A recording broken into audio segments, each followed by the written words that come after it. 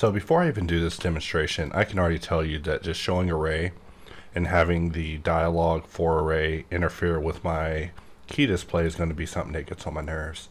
So for that reason, I'm going to press Control K, go under display options, or not display options, fast UI options, and locate the mod offset. And we're just going to set this to 120. And let's just press Q and try it again. We need a little bit more. Let's try 260. Really just doubling those numbers, and that's a little high. We'll press Control K again. Maybe 200 will do for this demonstration, and that's actually more like it. So, you know, I hate it when my UI clashes with UI overlays from Windows, but just wanted to show myself fixing that for just a moment before we begin. So, sorry about that. We'll save those preferences because we don't want to deal with that the next time. And with that, let's begin. So, when it comes to array in HardOps, you can locate array by pressing Q and going under Add Modifiers. There's an array v2, which is the default right now. We can see in the tooltip that control clicking it allows you to add a second array, which was something that for some reason we didn't have on array v2. However, we have it on every single one of our other tools. Just control clicking any of these options will simply add an additional modifier on top of the one that you already have. So just letting you know that adding control for a new array on top of array v2 is just boilerplate. So if we click this, we see that we're able to just quickly jump into array, and you see that I'm in a mode called 2D, which means when I roll the wheel, it's actually appending it to my count versus me pressing V and using 3D mode, and when I roll the wheel, it actually puts the count in between, which is my favorite way to array. Another thing about using array is that you can press A while using array in order to add another array. So we just added another array on top of our first array, and we can even press A and add another array. And let's just change this to 3D mode. Maybe press tab, zoom out, then press V, and here we are performing our array. So it gets a little weird if you're too zoomed in, but here we are setting up our three-dimensional array, and that's me actually setting up an array on the fly inside the same array operation. But let's remove these modifiers and just take it back to the beginning. So basically, if you press Q, in your Q menu, if you have an unmodified mesh like you see here, array v2 will show up as an option. However, before you even use array, you can actually configure array to be however you want it to be. So right now I'm using array v2, and it starts me out in 2D mode.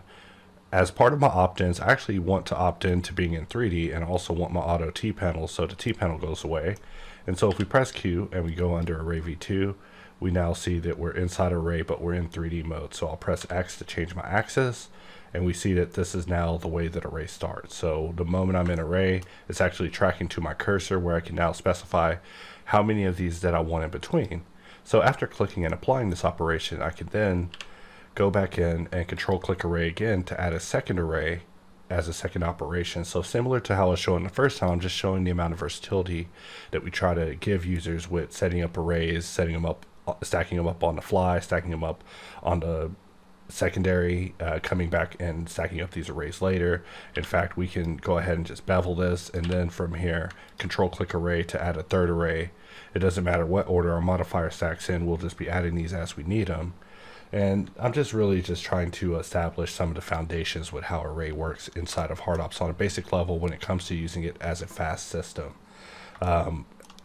compared to say using it as a expanded system where you press tab to pause it and you expand the UI, and you actually use the UI to perform your configurational changes whenever it comes to array. This is something that's new, but just, you know, as a recap, it does support numeric entry. So if I wanted to go in and specifically type a number, I can. If I wanted to lower the array that I'm currently adjusting, right now I'm on 3, I can roll the wheel. You see I've jumped to array 2 in the stack, where I can now begin adjusting that one. I can go to this thing, roll it again. Now I'm on array 1. I can begin rolling the wheel to actually adjust this one individually in the stack. So this is something that's new, is us adding the ability for users to go in and specify which particular modifier they're adjusting. So there's things that we're still trying with the .ui, just really trying to nail all the pieces in place as far as what we want it to be before we begin taking it forward in a dramatic way. But just letting you know that there has been a plethora of improvements with array, and you know, this is just a basic overview. But just to cover some of the things that have changed in this particular update when it comes to array v2 is right now I'm performing an array. If I wanted to set this to 1, I can just press 1, and that will actually set all the array values to 1 basically stacking all of these on top of each other. So sometimes you actually want to go into array and just sequentially lay everything on top of each other without any gaps in between. In any event that you actually have it the wrong way, you can of course either press F to pause it and then press Shift 1 in order to put it to the opposite of 1. I actually see that we probably need to add F to flip, just like Boxcutter. But basically pressing 1 will put it to 1 and Shift 1 will put it to -1. And this is good and all, but sometimes you also want to be able to set it to 0. So we also add the ability for users to press 0 to set a ray to 0 in the event that you're using it in an even stranger fashion. Sometimes it may come up where you want to zero out the axis that you're currently adjusting, and just letting you know that pressing 0 will let you do that. And this is just a couple of the improvements that we have going on with this array in this particular version, but we do have much more planned when it comes to using it. Of course, keep in mind that anytime that you get confused on your axis, you could press G, and that will activate graphic. Holding Alt will let you change which axial direction that you're changing. Just tapping Alt and moving your mouse will let you guide the gizmo in a way. And with that, you can quickly change your axis. So we've done a lot to actually try to make this the best possible array, and we're still not done yet. But with that, we can move on to the next slide.